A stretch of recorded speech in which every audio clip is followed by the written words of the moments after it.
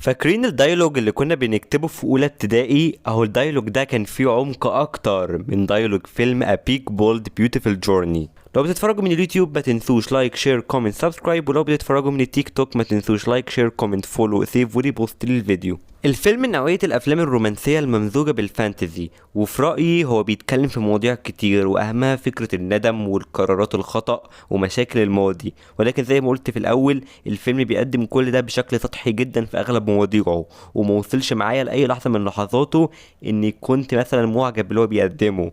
ده غير ان هو بطيء جدا في ايقاعه في اغلب اوقات الفيلم، والافلام دي اللي بينقذها بتكون الكيمستري ما بين ابطاله. ولكن للأسف كولين فيرل ومارجو روبي على الرغم اني بحبهم جدا، ولكن ده من اضعف اداءاتهم. على الرغم ان البرودكشن ديزاين معمول حلو جدا، خاصة ان احنا بنروح لعالم خيالي، التصوير في كذا كادر في الفيلم حقيقي كويسين جدا، ولكن ده ما ينقذش فيلم في رأيي.